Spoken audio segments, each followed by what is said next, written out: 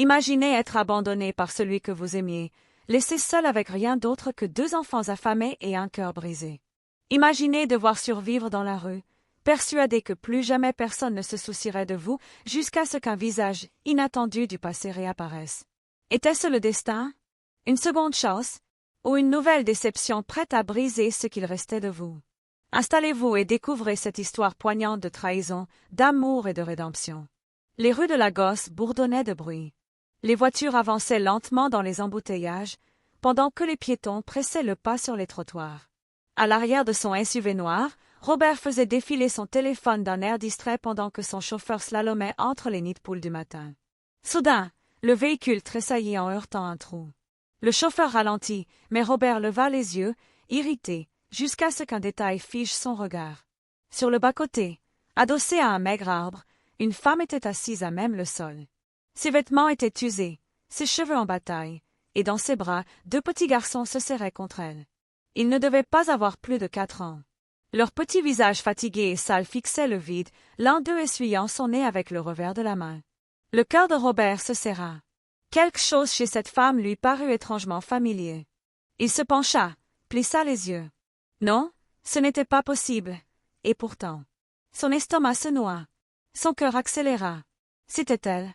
Il avala difficilement sa salive et ordonna d'une voix ferme. « Arrête-toi, dit-il à son chauffeur. » Le véhicule se gara quelques mètres plus loin. Sans réfléchir, Robert descendit. Ses chaussures impeccables claquaient sur le trottoir cabossé à chaque pas. À mesure qu'il approchait, son cœur battait plus fort. À quelques pas, il s'arrêta net. C'était bien Amaka. Prenant une grande inspiration, il prononça son nom. Amaka? La femme sursauta, leva lentement la tête. Ses yeux autrefois si vifs étaient éteints, creusés par la fatigue et la douleur. Quand elle le vit, son corps se figea. Ses lèvres s'entr'ouvrirent sans qu'aucun mot ne sorte. « Robert » souffla-t-elle enfin, d'une voix brisée. Un flot d'émotions submergea Robert. Amaka, la fille qui, autrefois, traversait le lycée avec une confiance insolente, entourée d'amis et de rires. Et maintenant, elle n'était plus qu'une silhouette abîmée, serrant ses enfants comme un dernier bouclier contre le monde. Quelques secondes passèrent. La ville autour d'eux semblait s'être tue. Les 2 petits garçons se cramponnaient à leur mère, inquiets. Robert ravala sa peine. « Qu'est-ce qui t'est arrivé » demanda-t-il, la gorge serrée. Amaka baissa les yeux, resserrant son étreinte autour de ses fils. « Pars, Robert. S'il te plaît, pars. » Mais il ne pouvait pas. Pas après ça. Pas après avoir vu ce qu'elle était devenue. Amaka serra ses fils. Son corps tremblait légèrement. « Robert » répéta-t-elle d'une voix incertaine. Ce simple mot raviva en lui un souvenir douloureux, la fille qu'il avait aimée en secret, qui ne l'avait jamais vraiment vue. À l'époque, elle était la star, et lui juste un garçon de plus dans l'ombre. Quand il avait enfin eu le courage de lui parler, elle avait ri. Pas méchamment, mais assez pour lui faire comprendre qu'il ne serait jamais assez important à ses yeux. Et maintenant, la reine du lycée n'existait plus. À la place se tenait une femme à bout de force, accrochée à ses enfants comme à une bouée de sauvetage. Robert s'agenouilla devant elle, cherchant son regard. « Amaka, que s'est-il passé? Comment en es-tu arrivée là ?» Elle secoua la tête. « Ça n'a plus d'importance. Pars, je t'en prie. »« Non, tu ne peux pas rester ici. Tu ne mérites pas ça. Tu étais censé avoir une belle vie. » Elle laissa échapper un rire amer. « La vie n'offre pas de seconde chance à tout le monde, Robert. » Il regarda ses enfants, si maigres, si silencieux. Son cœur se serra. « Laisse-moi t'aider. » Amaka releva la tête, la colère mêlée à la honte dans les yeux. « Tu ne comprends pas. Tu ne peux pas tout réparer. Il y a des choses qu'on ne répare pas. Peut-être, mais tu ne dois pas affronter ça seule. » Amaka détourna le regard. « Nous allons nous débrouiller. Va-t'en, Robert. Ce n'est pas ton problème. » Il la scruta longuement. Elle portait encore en elle la force d'autrefois, étouffée sous la fatigue. Il ne partirait pas. « Viens avec moi, Amaka. S'il te plaît. » Elle secoua la tête. « Non, je n'ai pas besoin de ta pitié. » Robert soupira. « Ce n'est pas de la pitié. C'est de l'aide. Pour toi. Pour eux. » Amaka se crispa. « Et après? Si je te suis, qu'est-ce qui se passe? Je ne veux pas dépendre de qui que ce soit. » Un faible gémissement coupa court à ces mots. L'un des jumeaux posa une main sur son ventre et pleura doucement. L'autre enfouit son visage contre elle. Robert sentit son cœur se briser. Il s'accroupit, plongea ses yeux dans ceux d'Amaka. « Regarde-les. Ils ont besoin de manger. Ils ont besoin d'un toit. Ce n'est pas pour toi, c'est pour eux. Je crois que Dieu nous a remis sur le même chemin pour eux. » Amaka baissa les yeux sur ses fils. Ses lèvres tremblaient. Pour la première fois, Robert vit une hésitation dans son regard. Ses mains frémissaient en caressant la tête de ses enfants. Elle murmura. « D'accord, mais juste pour cette nuit. » Robert poussa un soupir de soulagement. Il l'aida à se lever, prit un des garçons dans ses bras et les conduisit vers la voiture. Demi-tour. « On rentre à la maison, » dit-il à son chauffeur. Chez Robert, la grande maison brillait de lumière chaude. Amaka hésita avant de descendre du véhicule. Ses enfants la suivaient, collés à ses jambes, fascinés par ce qu'ils voyaient. À l'intérieur, l'air sentait bon, le sol luisait, tout respirait le confort, un contraste violent avec les trottoirs crasseux qu'elle venait de quitter. Robert posa une main rassurante sur son épaule. « Ici, tu es en sécurité, Amaka. » Elle ravala un sanglot. Sécurité, elle n'avait plus ressenti ça depuis des années. Sur la grande table, un festin les attendait, riz jollof, plantain frit, soupe épicée. Les petits garçons, affamés, dévorèrent sans attendre. Amaka, elle, tremblait. Quand elle goûta enfin une cuillerée de riz, les larmes jaillirent malgré elle. « Prends ton temps, » murmura Robert en lui tendant un verre d'eau. Elle hocha la tête, murmurant « Merci ». Après le repas, les jumeaux, enfin rassasiés, furent conduits dans une chambre d'amis. Seule avec Robert dans le salon, Amaka resta droite sur le canapé, mal à l'aise. « Amaka » murmura Robert. « Que s'est-il passé ?» Elle soupira, fixant le sol.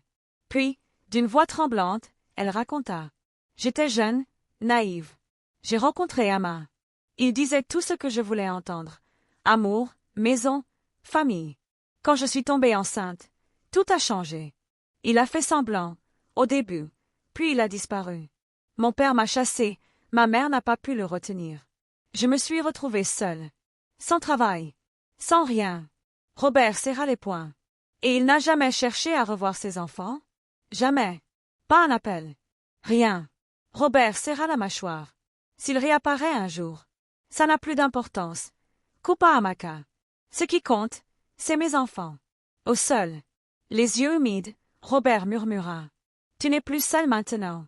Je ne te laisserai plus tomber. » Pour la première fois, Amaka releva les yeux. Ses larmes n'étaient plus que de l'espoir. Elle baissa la tête, avouant d'une voix fragile. « J'ai ri de toi, autrefois. Et maintenant, c'est toi qui me tends la main. La vie ne se résume pas au passé, Amaka. Ce qui compte, c'est ce que tu fais aujourd'hui. Laisse-moi t'aider. Pour toi, pour eux. » Elle inspira profondément, puis hocha la tête, résignée mais soulagée. « D'accord, Robert. Je vais essayer. C'est tout ce que je te demande. » Le lendemain matin, Robert organisa tout pour qu'Amaka et les garçons puissent avoir de nouveaux vêtements. Il les emmena dans une boutique chic, située dans un quartier calme, où une vendeuse au sourire chaleureux les accueillit. « Prenez tout ce qui vous plaît, » dit Robert. Amaka hésita en regardant les étiquettes de prix. Tout avait l'air si cher. « Robert, je ne peux pas. »« Si, tu peux, Amaka. Tes garçons le méritent. Et toi aussi. » Elle inspira profondément et hocha la tête, encore incertaine mais consciente que ses enfants avaient besoin de ça. Les jumeaux couraient déjà dans la boutique, brandissant fièrement de petites chemises pour les montrer à leur mère. Amaka choisit soigneusement des robes simples mais élégantes pour elle et des vêtements neufs pour les garçons. Quand ils eurent fini leurs achats, Robert les emmena à l'hôpital pour un bilan de santé complet.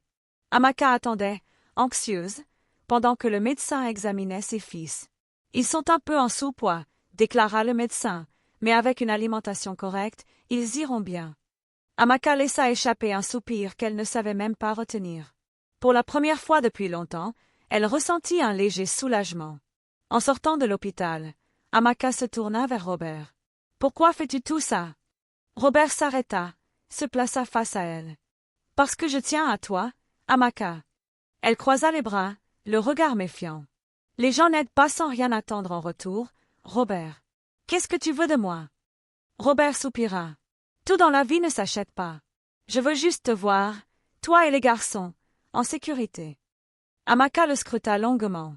Elle avait tant souffert qu'elle ne savait plus comment faire confiance. « Je ne sais plus faire confiance, Robert. »« Alors ne me fais pas confiance tout de suite, » répondit-il simplement. « Avance juste, un pas après l'autre. » Amaka regarda ses garçons, qui souriaient enfin, repus pour la première fois depuis des mois.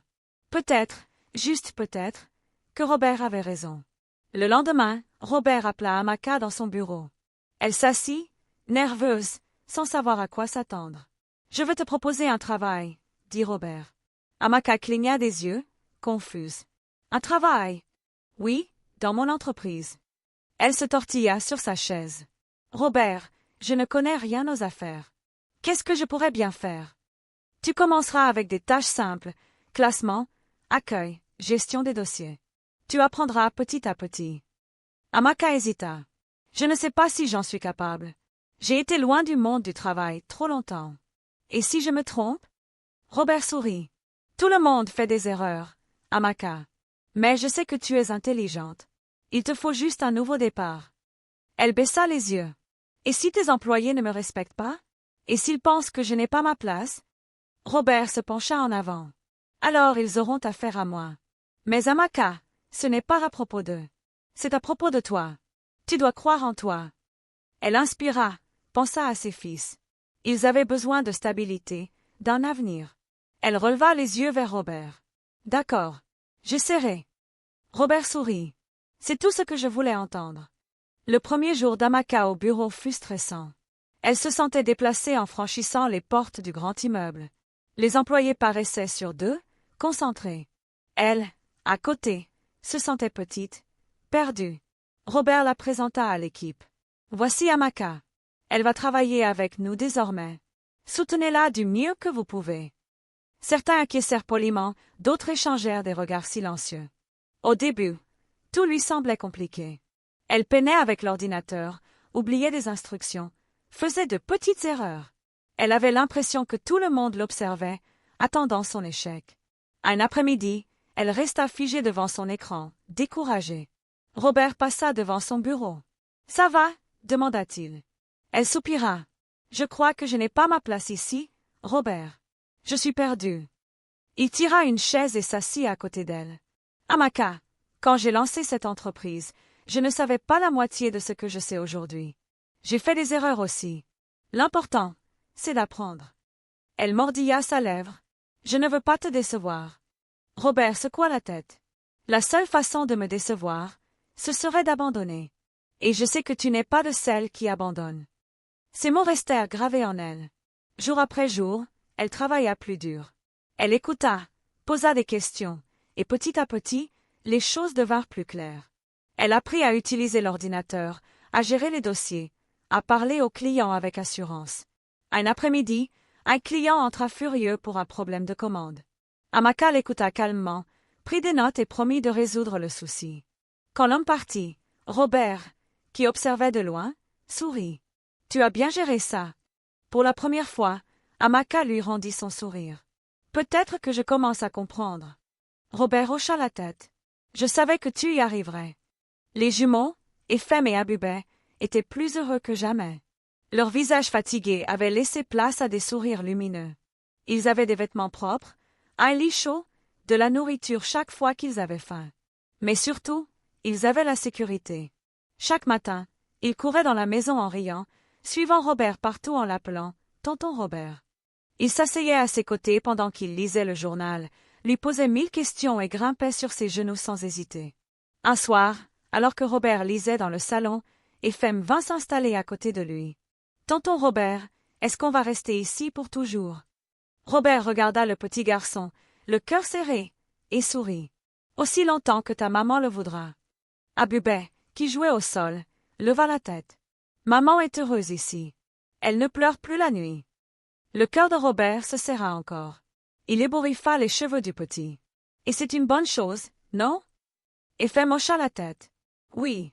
Et nous, on adore être ici aussi. » Debout près de la porte, Amaka observait la scène.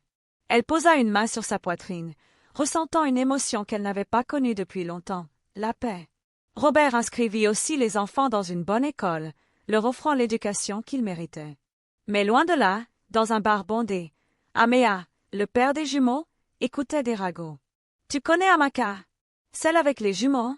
demanda un homme à côté de lui. Elle vit maintenant chez un riche type.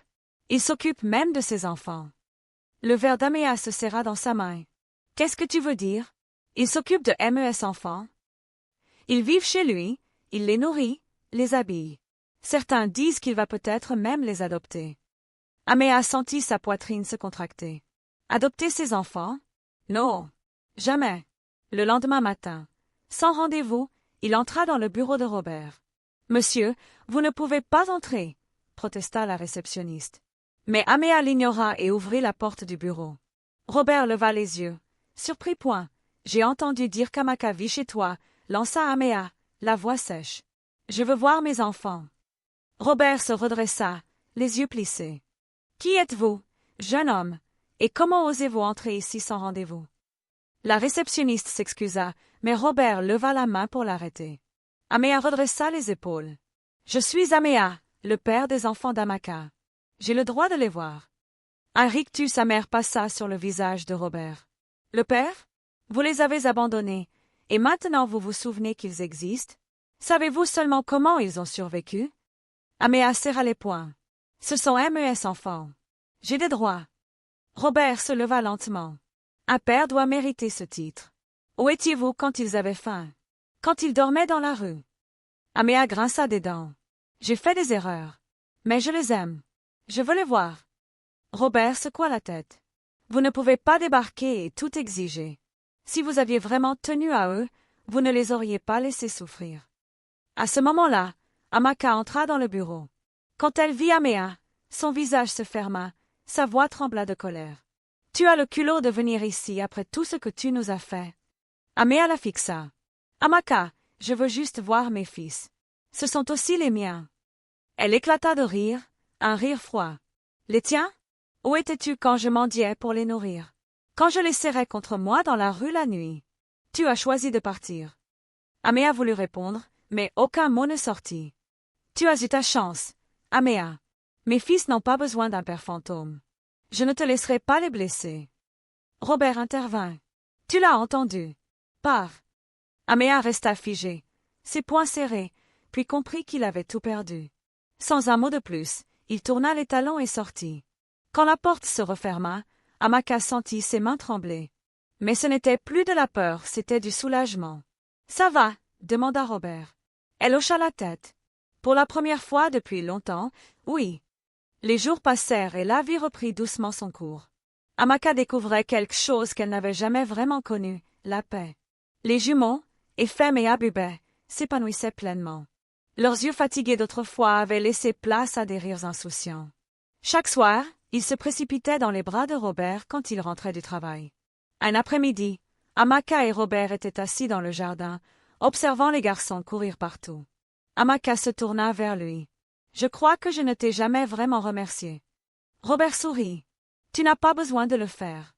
Te voir, toi et les garçons, heureux, c'est tout ce qui compte. » Elle le regarda droit dans les yeux et, pour la première fois, elle se permit de ressentir ce qu'elle avait enfoui depuis des années. Un soir, assis ensemble sur le balcon, Amaka faisait défiler son téléphone quand Robert poussa un profond soupir et se tourna vers elle. « Amaka, il faut que je te dise quelque chose, » dit-il, la voix sérieuse. Elle sentit que ses mots portaient du poids. « Qu'est-ce qu'il y a ?» Il hésita, puis parla d'un ton posé. « Amaka, je t'aime depuis des années. Mais aujourd'hui, je veux que tu me choisisses pour ce que je suis, pas pour ce que j'ai. » Le souffle d'Amaka se bloqua dans sa gorge. Elle ne s'attendait pas à ça. Pas maintenant. Elle chercha une trace de plaisanterie sur son visage, mais il n'y avait que de la sincérité dans ses yeux. Elle détourna le regard, le cœur battant. « Robert, je ne sais pas quoi dire. »« Alors ne dis rien. Écoute seulement, » dit-il doucement. Elle hocha la tête. « Je ne veux pas être seulement l'homme qui t'a tendu la main quand tu étais à terre. Je veux être bien plus. Je veux être celui qui reste à tes côtés, non pas par pitié, mais parce que je te choisis. Et je veux que toi aussi, tu me choisisses. Pas à cause de ce que j'ai fait, mais parce que tu le veux vraiment. » Amaka regarda ses garçons jouer, l'esprit empli de souvenirs douloureux. Elle serra fort le rebord de sa chaise. Robert, c'est beaucoup. Je sais. Et je n'attends pas de réponse tout de suite. Mais il fallait que tu saches ce que je ressens. Elle ferma les yeux un instant. Elle avait cru en l'amour avant, et ça l'avait brisé. J'ai déjà donné mon cœur une fois. On me l'a piétiné. Et si je me trompe encore? Et si tout s'effondre? Robert prit sa main dans la sienne. Je ne peux pas te promettre une vie parfaite. Mais je peux te promettre ça, je ne t'abandonnerai jamais, ni toi, ni les garçons. Je me battrai pour toi, pour nous, chaque jour. Des larmes remplirent les yeux d'Amaka, qu'elle essuya vite. Elle voulait croire. Elle voulait faire confiance encore. Mais la peur restait là, tapie dans son cœur.